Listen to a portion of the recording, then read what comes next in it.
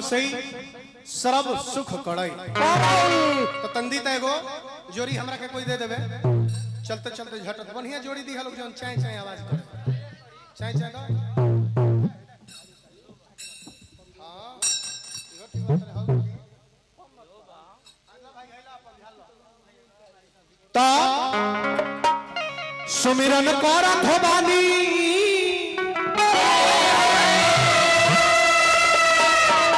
अरे पवन सूत कपिला अब बबुआ अंजलि माई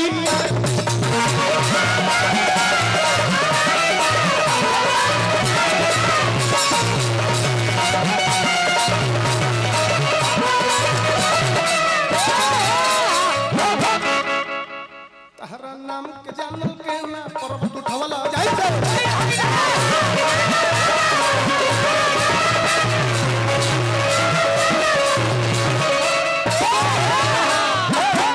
तहरा नाम के जानल के ना पर्वत उठवला जाई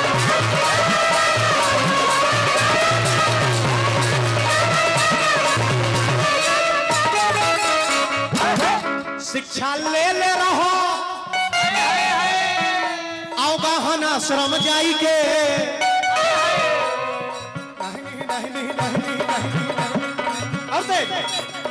शिक्षा ले रहो गहन आश्रम जाई के बबुआ अंजलि माई के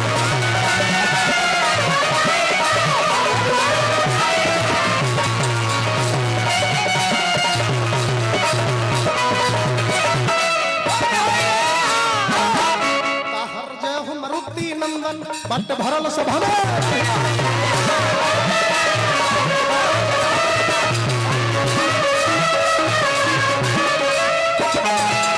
गायत्रियों बाबा न चले ऐसा बात नहीं है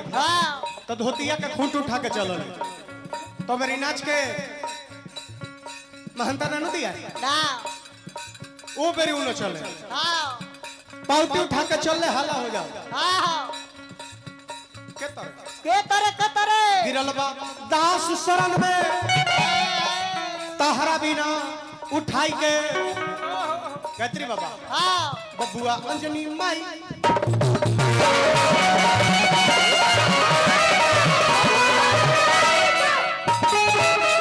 यही गीत पर प्रदुमन परदेसी जब से अइले गायत्री बाबा ला नचवा के तेज कइनी अलगे वो माहौल बन गया तनी हमारा क्वालिटी अलग होगा गिरल बाता सुशरण में तहरा बिना उठाई के बबुआ अंजलि माई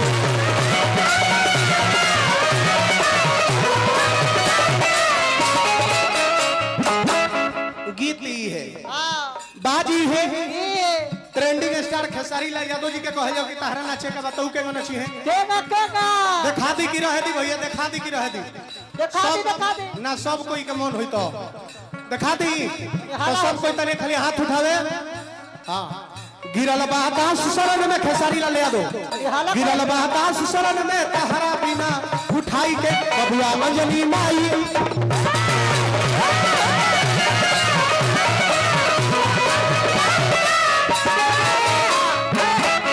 गीती है बाज की है पावर स्टार पवन सिंह जी के कहल जाओ कि तहरो नाचे कबा यही लय पर तो ऊ केना नची है पवन सिंह जी केना गिरल बाता सुसर में तहरा बिना उठाई के बबुआ अंजलि माई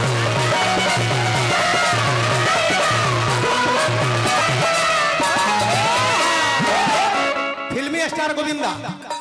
कलकत्ता में भेंट भई रहे हमरा एगो शो के दौरान गोविंदा भैया के नची है फिल्मी स्टाइल गिरल बाता सुसर में तहरा बिना उठाई के बबुआ अंजलि माई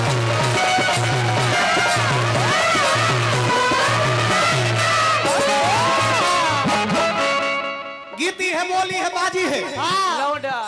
रमा शंकर चाचा एगो बहुत सुंदर नाचे वाला जेंट्स रखले बड़ा सावरे सावरे बारन संजय नाम है उनका का कहल जाओ कि ये संजय भाई यही बाजवा पर तू केंगा नचब तो वो अपन नाचे दिखाई है नहीं अकी के तरह गिरल बादास शरण में तहरा बिना उठाई के बबुआ अंजनी माई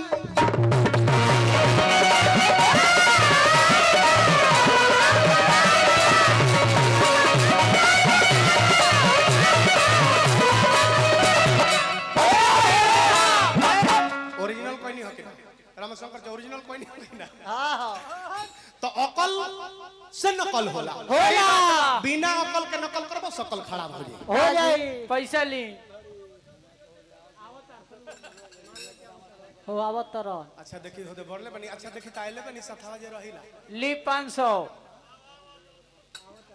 चौधरी चाचा चौधरी चाचा हुनका माला दो चौधरी चाचा अगर करब कि आई तनी हने आई तनी मोहली अवसर था ही पहली 500 बाघड़ा मेला के उद्घाटन करता एवं अतिथि स्वागत करता श्री ब्रिज मोहन खरवार डीलर जी एवं व्यास जी के तरफ से 151 रुपया पुरस्कार धन्य धन बानी हम बार बार प्रणाम दुगो 50 दी महाराज 200 टकिया 50 का ले केकरा ओर से श्याम करण भैया के ओर से 101 रुपया के पुरस्कार उन लोग के सामने मिला बार बार प्रणाम करब आशीर्वाद का प्रतीक्षा जय किशन यादव जी के ओर से पुरस्कार बना रहे जीवन होने रखे है नहीं है नहीं अरे बाप रे रहुआ से पैसा लिए बाहर जाई ऊपर पहले मंच पर आई पहले ऊपर आई ढेर लोग से मतलब बा आई ऊपर माला दिया पहले बोला के ऊपर देखा तनी आई देखिए हम चाचा कहता हूं देखिए अच्छा यहां के मंच पर आवल जरूरी बा कि ना चढ़ी मंच पर आई जल्दी सारा पब्लिक के मन में है आ जाए चाचा लयदार के ले जाए के ना चाही चाचा जी हां अरे वाह महाराज है नहीं पहले है नहीं चाचा के उठा के लिए लो रामशंकर चाचा जी के चंद्रमा साजी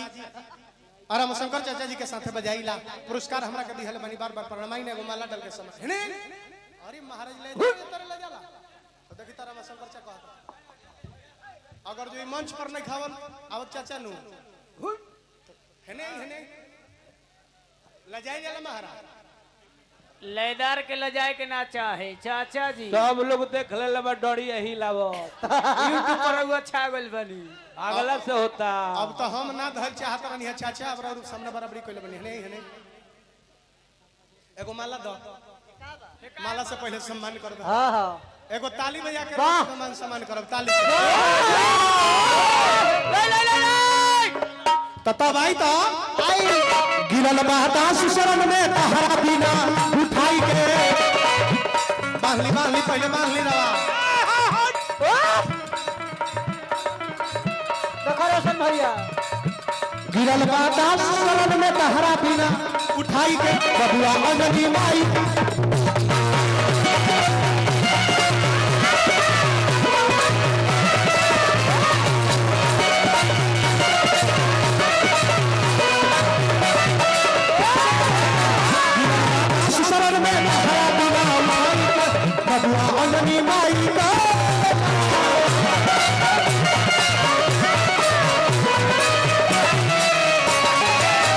ताहर जय हो मरु बाटे धरम सरब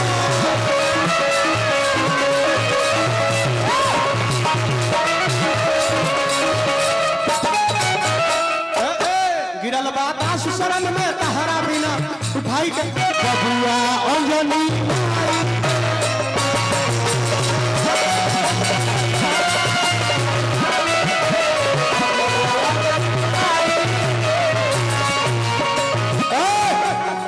श्री महावीर पूजा सेवा समिति बघड़ा सिंगान जौन रोवेलो के सामने जोरदार दू गोला मुकाबला चलता आई पोस्टर जे छपौले बनी भैया हमार माँ बालिका स्वीट्स बघड़ा प्रोपराइटर राजेंद्र पटेल जी